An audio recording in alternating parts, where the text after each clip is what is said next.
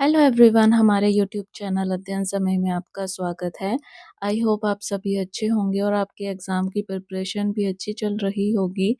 आज हम HP TET preparation की सीरीज़ में साइकोलॉजी के next topic psycho analytic theory of Sigmund Freud के बारे में डिस्कस करेंगे। उन्होंने अपनी थ्योरी में जो टोपोग्राफिक मॉडल ऑफ माइंड दिया है 3 लेवल्स पे, pre conscious, conscious and unconscious, उसको हम डिटेल में डिस्कस करेंगे। तो चलिए स्टार्ट करते हैं। सिगमंड की साइकोएनालिटिक थ्योरी को हम 4 पार्ट्स में डिवाइड करते हुए डिस्कस करेंगे।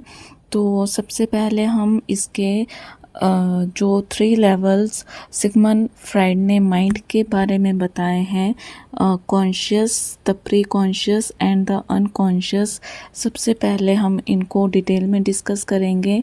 देन उसके बाद इद, ईगो एंड सुपर ईगो के बारे में डिस्कस करेंगे। नेक्स्ट जो हम डिस्कस करेंगे डिफेंस मैकेनिज्म के बारे में डिस्कस करेंगे। और लास्ट में हम जो सिगमंड फ्राइड ने साइकोसेक्सुअल स्टेजेस ऑफ डेवलपमेंट दी हैं उनके बारे में डिस्कस करेंगे। साइकोएनालिटिक बाय सिगमंड फ्राइड, मनोविश्लेषणात्मक सिद्धांत सिगमंड फ्राइड द्वारा। सिगमंड फ्राइड जो हैं वो एक ऑस्ट्रेलियन न्यूरोलॉजिस्ट हैं और साथ में वो साइकोएनालिसिस के फाउंडर भी हैं और फादर ऑफ साइकोएनालिसिस भी सिगमंड फ्राइड को ही बोला जाता है। साइकोएनालिसिस का क्या मतलब है? Psychoanalysis refers to method for investigating unconscious processes. Psychoanalysis उन मेथड्स की ओर रेफर करता है जो कि अचेतन प्रक्रिया की जांच करते हैं। In psychoanalysis the content of the mind are broken up into different parts such as conscious, pre-conscious and unconscious। तो साइकोएनालिसिस में जो कंटेंट होता है हमारे माइंड के अंदर, उसको जो है डिफरेंट पार्ट्स में तोड़ा जाता है और वो कौन से पार्ट्स होते हैं? Conscious, pre conscious and unconscious. Next point है according to psychoanalytic theory. Psychoanalytic theory के अनुसार personality development takes place as a result of the attempt to resolve conflict between unconscious social and aggressive impulses and social demands to restrain these impulses।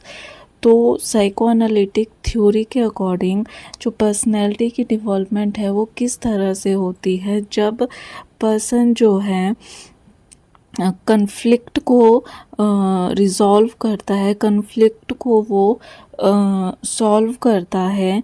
जो कि conflict किस में पैदा होते हैं, किसके बीच पैदा होते हैं? Unconscious sexual and aggressive impulses, अचेतन यौन और आक्रामक लालसा और सामाजिक डिमांड्स जो कि इन लालसाओं को रोकते हैं, इन लालसाओं पर प्रतिबंध लगाने की कोशिश करते हैं। तो उनके बीच में जो है ये कन्फ्लिक्ट जनरेट होता है और जो रिज़ल्ट इन कन्फ्लिक्ट को सॉल्व करने के बाद आता है, उससे जो है पर्सनैलिटी की डेवलपमेंट होती है।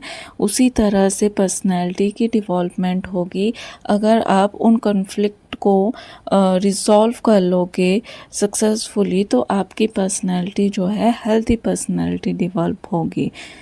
Freud's theory of development has two primary ideas. Freud की जो थ्योरी है उन्होंने मेनली 2 आइडियाज़ दिए हैं कि हमारी पर्सनैलिटी किस तरह से डिवॉल्व होती है।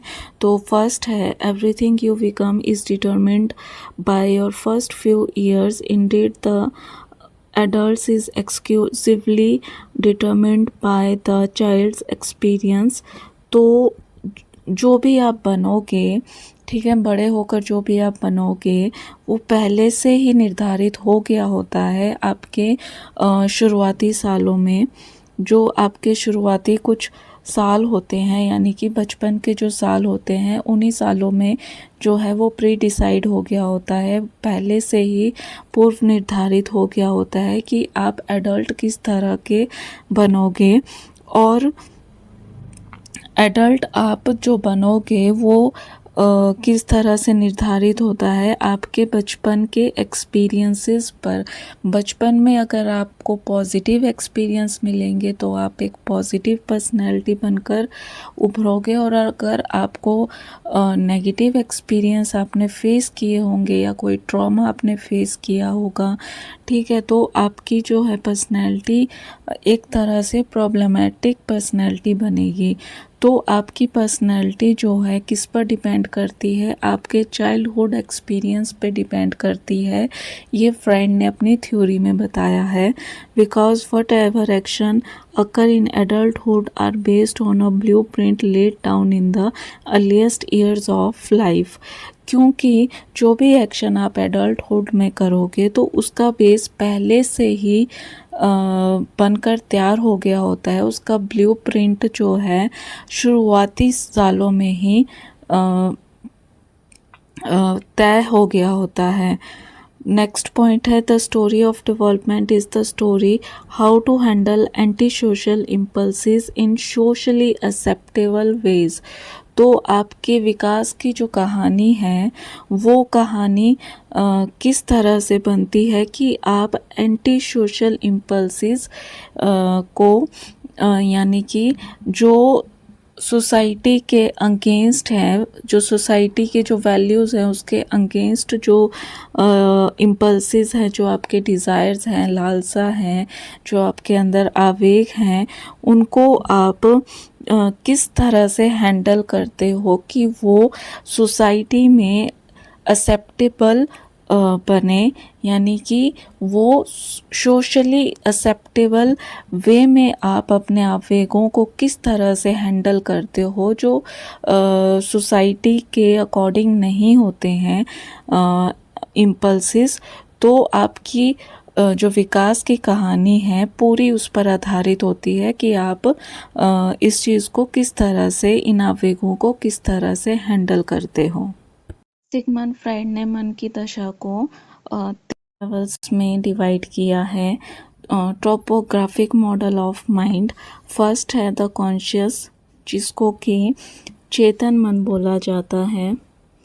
दूसरा है द प्री कॉन्शियस जिसको कि अवचेतन मन बोला जाता है। और लास्ट है द अनकॉन्शियस या फिर इसको सबकॉन्शियस भी कहते हैं, जिसको कि अचेतन मन बोला जाता है। और जो अनकॉन्शियस या फिर सबकॉन्शियस है वो माइंड का 50% पार्ट जो है अनकॉन्शियस माइंड कवर करता है। तो टोपोग्राफिक मॉडल ऑफ माइंड को समझाने के लिए सिगमंड फ्राइड ने आइसबर्ग का एग्जाम्पल दिया है, ठीक है। तो जिस तरह से आइसबर्ग जो है आपको पानी में उसका कुछ पार्ट दिखाई देता है और बाकी पार्ट उसका पानी में रहता है, तो जो पार्ट आपको दिखाई देता है वो आपका कॉन्शियस माइंड होता है, यानी कि जिस इंफॉर्मेशन से आप अवेयर होते हो तो वो चीज़ कॉन्शियस माइंड है। और जो थोड़ा सा पानी में डूबा होता है वो आपका प्री कॉन्शियस माइंड होता है, जिसको कि आप थोड़ा सा एफर्ट लगाते हो तो आपको वो चीज़ें याद आ जाती हैं। और जो पानी में पूरी तरह से डूबा होता है वो है आपका अनकॉन्शियस माइंड या फिर सबकॉन्शियस माइंड। इसमें आपके जो है वो सब डिज़ायर्स आते हैं जो आपके पूरे नहीं हुए होते, इच्छाएं आती हैं जो आपकी किसी वजह से पूरी नहीं हुई होती, या फिर इसमें आपका कोई मेंटल ट्रॉमा भी आ सकता है जिसको आप चाहकर भी याद नहीं करना चाहते, तो ये आपका अनकॉन्शियस माइंड में आएगा, ठीक है। तो Freud believe that most mental processes are unconscious. तो फ्राइड का ये विश्वास था कि ज़्यादातर जो मानसिक प्रक्रियाएं होती हैं वो अनकॉन्शियस होती हैं, यानी कि अचेतन होती हैं। He propose that people have 3 levels of awareness. उन्होंने बताया कि लोगों के जागरूकता 3 लेवल में डिवाइड होती है। फर्स्ट है प्री कॉन्शियस, जिसको कि अवचेतन मन बोला जाता है। दूसरा है कॉन्शियस, चेतन। और लास्ट है द अनकॉन्शियस, अचेतन। तो सबसे पहला जो लेवल वो है the conscious. It contains all the information that a person is paying attention to at any given time. तो कॉन्शियस में वो सभी इंफॉर्मेशन आती है जिस पर पर्सन जो है ध्यान देता है, जिसके प्रति जो है वो जागरूक रहता है, यानी कि वो एक्टिव रहता है जिस इंफॉर्मेशन को गेन करने के लिए, तो वो आपका कॉन्शियस माइंड आ जाएगा। जैसे कि एग्जांपल है the words Rohit is reading the object in his field of vision, the sounds he can hear, and any hunger, thirst, or pain he is experiencing at the moment are all in his conscious। तो जो भी words Rohit बोल रहा है वो सभी conscious में आएंगे। जो भी चीज़ें वो अपने आसपास देख रहा है, जो भी आवाज़ें वो सुन रहा है, उसको भूख लगी है, प्यास लगी है, या कोई भी पेन वो फील कर रहा है, ठीक है, ये सब चीज़ें जो है कॉन्शियस माइंड में आएंगी। नेक्स्ट जो है वो है the pre conscious. The pre conscious contains all the information outside of a person's attention but readily available if needed. तो प्री कॉन्शियस माइंड में वो सभी इंफॉर्मेशन आती है जो कि पर्सन की अटेंशन से बाहर होती है, पर उसको जो है वो थोड़ा सा एफर्ट लगा के वो उसको दोबारा से इंफॉर्मेशन को याद कर लेता है। जब उसको ज़रूरत होती है तो वो थोड़ी सी अटेंशन दे के उस इंफॉर्मेशन को जो है याद कर लेता है। प्री कॉन्शियस का example close friends telephone number, the make of one's car, and many of the past experiences are in the pre conscious. तो आपके किसी खास दोस्त का फ़ोन नंबर जो आप थोड़ी सी अटेंशन देते हो और आपको याद आ जाता है। फिर किसी की कार का नंबर हो गया। देन बहुत सारे पास्ट एक्सपीरियंसेस जिन पर आप थोड़ी सी अटेंशन देते हो और वो आपको मेमोराइज दोबारा से रिकॉल हो जाती हैं, ठीक है, जिसमें आपके अच्छे पास्ट एक्सपीरियंसेस आ जाते हैं। और नेक्स्ट जो थर्ड लेवल है the unconscious. The unconscious contains thoughts, feelings, desires and memories of which people have no awareness. Unconscious में अचेतन मन में वो सभी विचार आते हैं, ठीक है, वो सब विचार, फीलिंग्स, इच्छाएं, देन मेमोरीज आती हैं जिनसे जो है व्यक्ति अवेयर नहीं होते, जिसका जो है लोगों को ज्ञान नहीं होता, पर but that which influence every aspect of the individuals day to day lifes. पर वो जो है लोगों की ज़िंदगी को हर एक पहलू पे प्रभावित करती हैं। तो इसमें आपका एग्जाम्पल आ जाता है कि जैसे किसी सदमे से जुड़ी भावनाएं जिनको पर्सन याद नहीं करना चाहता, बुरा एक्सपीरियंस है जो उसने फेस किया है जिसको वो याद नहीं करना चाहता। तो एग्जाम्पल क्या है, Rakesh unconscious might contain angry feelings toward his mother। तो इसमें एग्जाम्पल ये हो गया कि अनकॉन्शियस में जो है वो गुस्से की भावनाएं आ जाएंगी जो उसकी अपने मदर के प्रति हैं, ठीक है। और ट्रोमेटिक इंसिडेंट ही एक्सपीरियंस्ड एट एज 4, और कोई उसने बुरा एक्सपीरियंस किया है, ठीक है, जिसका उस पर बहुत गहरा प्रभाव पड़ा है, नेगेटिव इम्पैक्ट पड़ा है। 4 साल की उम्र में अगर उसने कुछ बुरा एक्सपीरियंस किया हुआ है about none of which he is aware, जिसके बारे में उसको कोई ज्ञान नहीं है, तो ये सब चीज़ें जो हैं अनकॉन्शियस लेवल पे आएंगे। आज के वीडियो में हमने सिगमंड फ्राइड के टोपोग्राफिक मॉडल ऑफ माइंड के बारे में डिस्कस किया। सिगमंड फ्राइड ने अपनी थ्योरी में माइंड को 3 लेवल्स पे डिवाइड किया है। Pre conscious, conscious and unconscious. I hope आपको मेरा एफर्ट अच्छा लगे और आपको वीडियो भी अच्छी लगे।